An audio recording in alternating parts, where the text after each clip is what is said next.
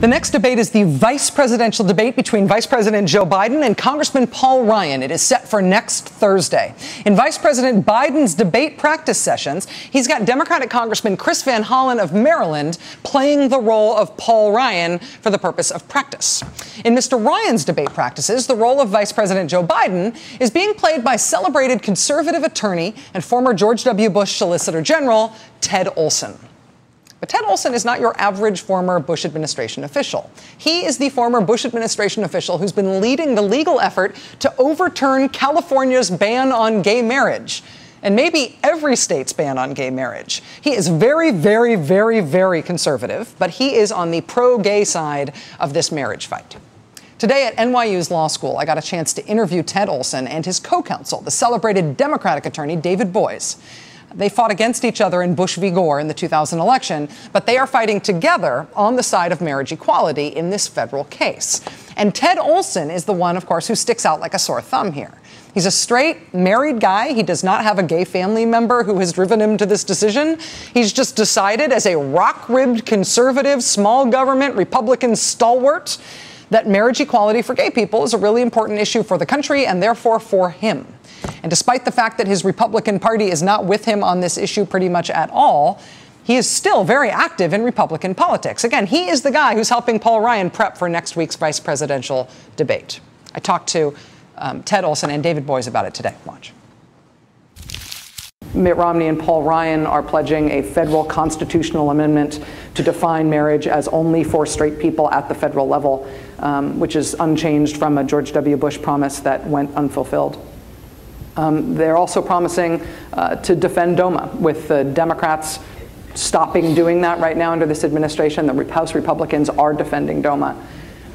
Why isn't the Republican Party following public opinion on this? And why would you want to elect Mitt Romney and Paul Ryan in this circumstance, given how you feel about it? You may have overlooked the fact that for the last few weeks I've been Joe Biden. You are, so, I'm sure Mr. Olson has been playing the part of Joe Biden in Paul Ryan's debate prep, which will help Paul Ryan get better at debating, which will help him become vice president, which would be bad for gay rights.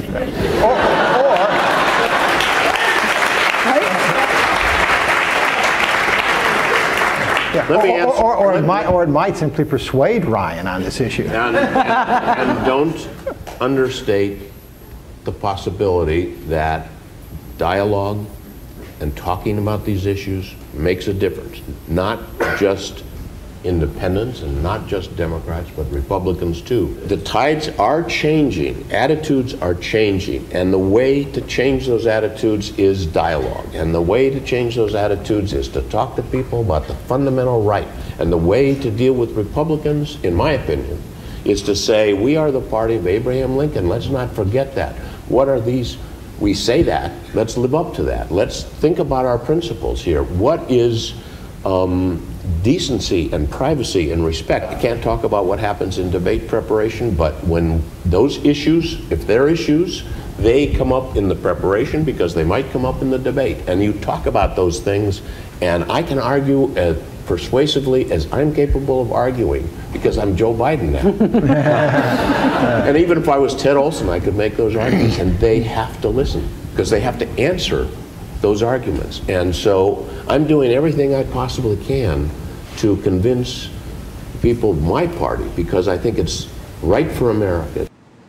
He went on to finish his thought there and got a huge round of applause from this very liberal, pro-gay room. In terms of the day-to-day news from the campaign, it's kind of an interesting point, right? I mean, the vice presidential debate is Thursday. Paul Ryan is prepping for that debate with a guy who is also arguing at the Supreme Court, if they agree to hear it this year, arguing passionately for a federal constitutional right to same-sex marriage. That's who he's debate prepping with. As you know, public opinion has been shifting fast on this issue. National polls now show a majority of Americans support gay couples' right to get married. But that ground appears to be shifting under the feet of the Republican Party. They are not moving nearly as fast as public opinion is. With this virulently anti-gay national platform for the Republican Party and a very, very anti-gay presidential and vice presidential nominee, both spots on the ticket, The question of when Republican politics catch up with the national change in attitude on gay rights is a question that's getting closer and closer to being a culled question. Before now, being very anti-gay probably seemed to most Republican politicians, and many Democratic ones, like a very safe course, like maybe the only safe course. Over the past 15 years or so, there have been 35 statewide votes on marriage rights, and 34 of them have gone against gay rights. And the one exception, that was in Arizona, where voters rejected a gay marriage ban in 2006, but then in 2008, they turned around and changed their minds and voted for the gay marriage ban after all. So there have been 0 victories overall for gay marriage rights at the ballot box in 33 states where it's been on the ballot.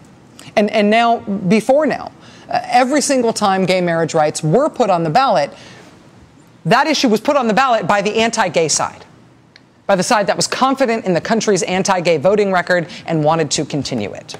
This year, it's different.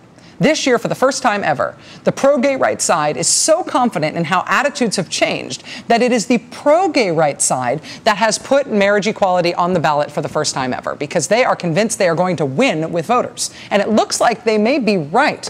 The latest polling on Maine's ballot initiative to legalize same-sex marriage shows gay marriage winning in Maine by anywhere from 8 points to 21 points. Both Maryland and Washington state this November will be voting on whether to keep marriage rights that were approved by the state legislatures there. In Maryland, the gay marriage ballot initiative is up by 10 points in the polls. And in Washington, support for gay marriage rights is up by 15 points. Gay marriage rights are also on the ballot in Minnesota this year. In that state, the polling is almost dead even. It's down by 1 at this point, but it's very close. Marriage equality so far has a really terrible record at the ballot box, but this year there is reason to believe that it might be different. What does that do to the Republican Party's politics on this issue?